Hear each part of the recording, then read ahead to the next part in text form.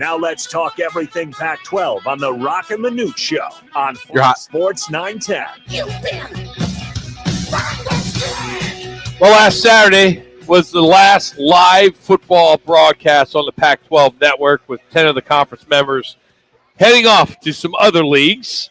And kind of bittersweet, as we kind of, look at the Pac-12 network as it put the Devils on television a lot where we didn't see them much before. Same with the University of Arizona. And one of the guys that we get to the pleasure of talking to quite a bit and to watch is Yogi Roth, and he joins us now on the Right to the Guest line here on Fox Sports 910 Phoenix. Yogi, I know you're in Vegas there, and we hope you get through the week, being in Vegas. But what has it been, what has been the mood and the approach over the last couple weeks leading up to the end of the network for you? Yeah, well, thanks for having me, as always. Yep. I don't know what else is going on in Vegas, but I just got to the airport, and it is insane. It's like Christmas. I've never seen so many people in the airport, so I am trying to find the quietest spot. I apologize You're to good. Listeners. I'm doing my best. To your question, it wasn't as hard as one might think. We started the season off with a mantra on Ted Robinson and our crew. We were gonna compete to not miss a single moment. Like when I talked to Ashley Adamson and all the people that we've all grown to work with and love at the networks, that was it. It was like, hey, we're lucky that we didn't get 2-week notice. We got a 6-month notice per se, and we weren't gonna complain or whine or wonder what if when we got to the games, because you only get so many games, and we know that's what the sport offers, and that's the hardest part to swallow, I think, at the sport. You work so hard for 12 guaranteed opportunities, so we leaned into every drop of it. But I'd be lying to say if it wasn't last Saturday night at midnight, we had called Notre Dame, Stanford, which was just really fun. I thought we killed it as a broadcast every week, and we finished that way, calling that game. And I'm in the hotel by myself because my wife and kids were sleeping up in the room. I was down in the lobby alone. No one was around. And you just sit there and you feel everything. You're angry, you're frustrated, you're sad. You're wondering, like, how did this just happen? Yeah. What is happening? So it all hit me, honestly, at once that night. I dealt with it before the season, then I just kind of compartmentalized and said, I'm going to celebrate the game, the players, the athletes. And I'm going to do that again over the course of the next 72 hours or so here in Vegas when we're here, all the things that we're going to be doing out here. So it'll be a blast. We'll lean into it. And then the reality is that it's going to be over as we know it, and we're all going to have to go find other jobs.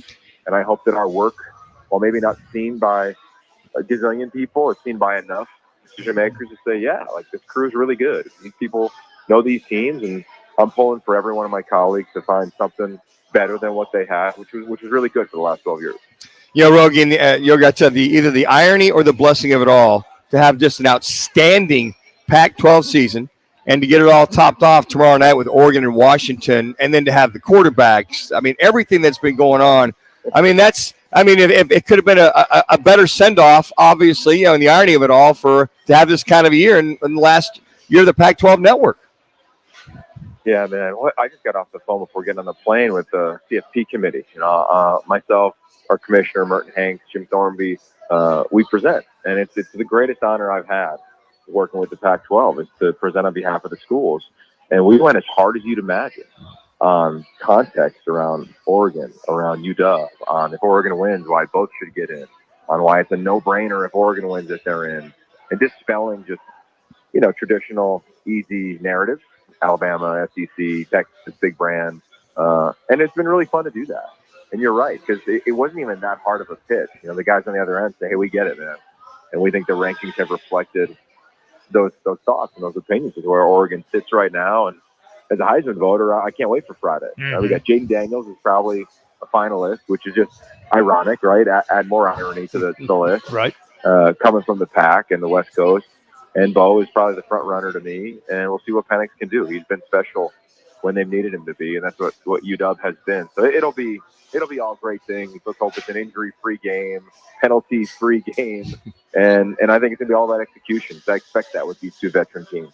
So, see if you can help me out here. We saw all the reports that Oregon State is going to align themselves, at least in football and maybe basketball, with the Mountain West for this coming year. But we really haven't heard much about Washington State, and those two are still the two teams of the Pac-12.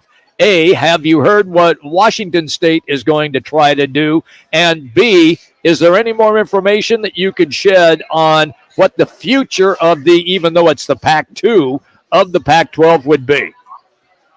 Yeah, I'll do my best. I mean, none of it is with any certainty, but from the people I've talked to at both places, commend the work that they've done. I mean, this is something no one signs up for, and they got left out because of their population, which is just ridiculous when you look at the amount of games they've won compared to some teams that are remaining as Power 5 teams that haven't won anything in a really long time across the country. So with that being what we know it is, I expect these two to be attached at the hip from a media rights standpoint when they go out and sell their games. From a scheduling alignment standpoint, I'd imagine if it was me, they would never have a home game the same weekend. So they could sell their TV rights together and always get their home games and control that type of revenue.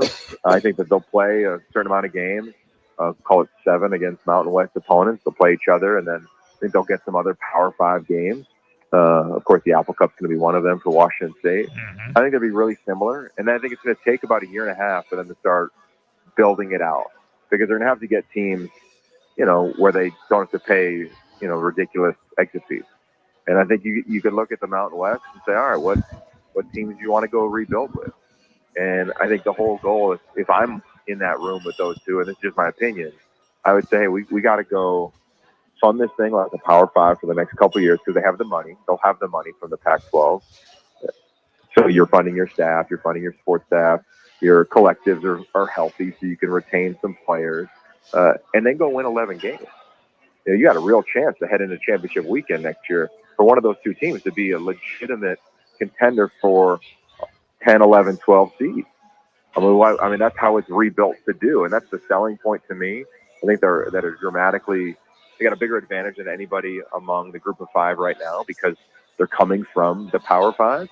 So I think they're actually in a relatively healthy position when you talk about winning.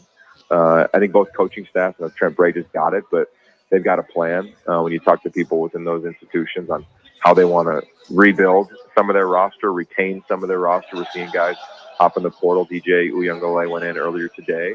So they got a plan in regards to all of that. And then I think moving forward, you're saying, all right, well, in 7 years or 6 years, some of these contracts start expiring. And the way that it works is about 2 years in advance of those, you kind of know what the deal is.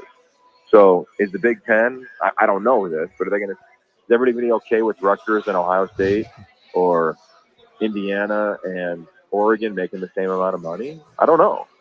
Maybe there is a drop-off in some of those leagues. Maybe in the Big 12, Arizona and Arizona State, they say, yeah, it's fun while it lasted, but our fans weren't that thrilled with Cincinnati and when Baylor came to town. 3. Whatever it might be. I'm just projecting out, but I think you want to be in position in 5 years to rebuild, a flagship conference on the West Coast because that's what it is. That's what the logo stands for. That's why I'm glad that they're keeping it alive.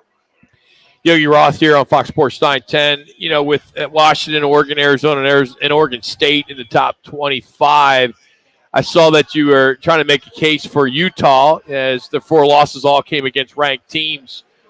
Is that enough? I mean, 4 losses is still a lot, don't you think? Yeah, it is for Clemson. It is for Kansas State. It is for Tennessee. Tennessee got drilled in the last 2 games. Like I said that again this morning. I said, help me out to the 2 committee members that represent the Pac-12. I said, we don't understand this. All their losses are to ranked teams. Look at those other teams I referenced and their losses. They're much worse. You want to start comping, and I went through it. I mean, with tremendous detail. You might imagine emptying the passion bucket, if you will. The sequencing of who Utah's had to play compared to some of these other teams and who they've had to play, when they've had to play them. You start to build out the similar opponents, right? And you start looking at, teams in the SEC, and Cal almost beat Auburn. If you want to play that game, Bama almost lost to Auburn. TCU, Colorado beat up TCU, and the 5th-string quarterback at Utah put it all over Colorado. Like, you start to play it out, and I'm a fan of the totality of the season, especially when you're outside of the top 4. You have to take it in consideration.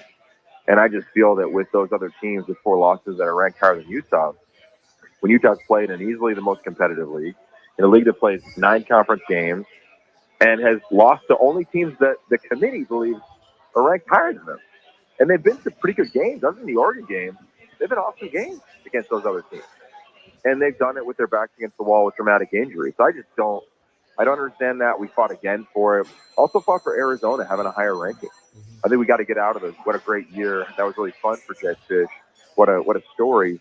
And start talking about that. Like, what if they played Penn State? What would it look like? What would it look like if they played LSU? What would it look like? And I think it looked pretty fun.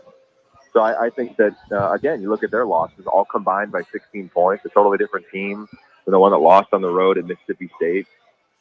So hopefully it works. We won't know until Sunday, but, I'll be smiling if you see Arizona climb 1 spot or if you see Utah sneak into the top 25 for sure. Well, you made a hell of a case. I totally agree. Well, Yogi, hey, whatever your next chapter is, I'm sure it's going to be big and better, and I hope you don't forget us little people here in Phoenix, Rock, Minucci, and Jimmy B. So if you go to that 4-letter network someday, you're not going to be like some of the people that go to that 4-letter network, all right? So remember your roots.